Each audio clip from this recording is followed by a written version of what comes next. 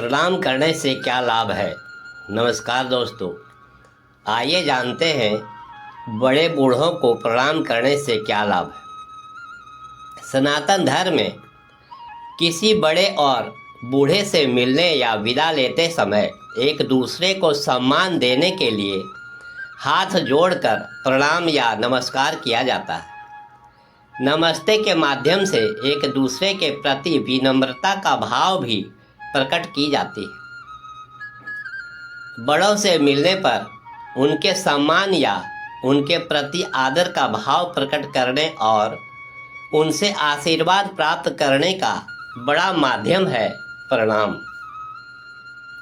भारतीय संस्कृति की पहचान और उसका अभिन्न अंग माने जाने वाले प्रणाम से जुड़े धार्मिक एवं आध्यात्मिक लाभ के बारे में अब आइए जानते हैं।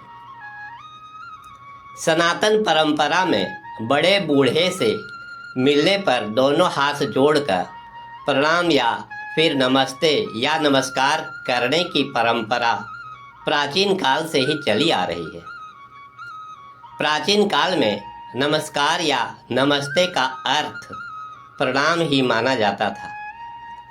प्रणाम शब्द का संबंध प्रणत शब्द से है, जिसका अर्थ होता है विनीत या नम्र होना और हाथ जोड़कर विनम्र भाव से बड़े बूढ़ों के सामने सिर झुकाना। सनातन परंपरा में सभी देवी देवताओं से लेकर अपने गुरुओं और बड़े बूढ़े के आगे नम्रतापूर्वक झुककर दोनों हाथ जोड़कर प्रणाम किया जाता है। प्राचीन काल में गुरुकुल आदि में गुरुओं को दंडवत प्रणाम करने का विधान था, जिसका अर्थ है अपने गुरु के पैरों के सामने लेट जाना। इसका उद्देश्य यह था कि गुरु के पैरों के अंगूठे से जो ऊर्जा प्रवाहित हो रही है उसे शिष्य स्वयं के मस्तक पर धारण कर ले। प्रणाम करना एक सम्मान है, एक संस्कार है। प्रणाम करना एक यौगिक प्रक्रिया भी है। बड़ों को हाथ जोड़कर प्रणाम करने का वैज्ञानिक महत्व है। दाहिना हाथ आचार अर्थात धर्म और बायां हाथ विचार अर्थात दर्शन का होता है। जब हम दोनों हाथों को प्रणाम करने के लिए मिलाते हैं तो ऐसा प्रतीत होता है कि धर्म और दर्शन दोनों हमारे साथ हैं। अपने से बराबर वाले व्यक्ति को तो नमस्ते कर सकते हैं, लेकिन प्रणाम और नमस्कार बड़े बूढ़ों को किया जाता है।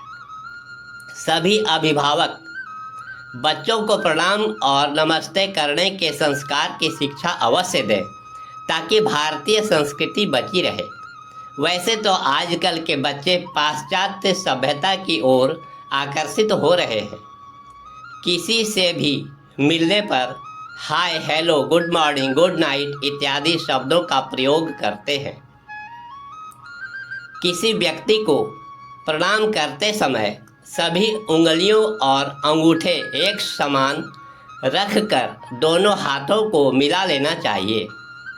इसके बाद दोनों हाथों को अपने हृदय से लगाकर विनम्रतापूर्वक सिर झुकाकर प्रणाम करना चाहिए। आध्यात्मिक और वैज्ञानिक दृष्टि से देखें तो प्रणाम या नमस्कार करना इंसान के लिए अत्यंत लाभदायक होता है। नमस्कार करते समय ईड़ा और पिंगला नाड़ी आपस में मिलती है और सिर श्रद्धा भाव से झुक जाता है। नाड़ियाँ दोनों ही शिव और शक्ति के रूप हैं। जैसे शिव और शक्ति दोनों मिलकर अर्धनारीश्वर के रूप को पूरा करते हैं, उसी तरह जब हम दाएं हाथ को बाएं हाथ से जोड़कर हृदय के पास लाते हैं तो ऐसा करने से शरीर में आध्यात्मिक विकास भी होता है। जब कभी भी हम किसी व्यक्ति को प्रणाम करते हैं तो वह इंसान भी हमें प्रणाम या फिर नमस्कार करता है। बड़े बूढ़े छोटे को शुभ आशीष देते हैं। इस पूरी प्रक्रिया में एक सामाजिक आध्यात्मिक संबंध भी बनता है। किसी को प्रणाम करने पर न केवल आत्मीयता बढ़ती है और रिश्ते मजबूत होते हैं, बल्कि बड़े बूढ़ों से शुभ और स्नेह भरा आशीर्वाद मिलने पर हमें सुख और संतोष भी प्राप्त होता है। हमारे धर्म शास्त्रों के अनुसार बड़े बूढ़ों को सम्मान देने और प्रणाम करने से बल, बुद्धि, विद्या और यश की वृद्धि होती है। इति शुभम। वीडियो देखने के लिए आपका बहुत बहुत धन्यवाद।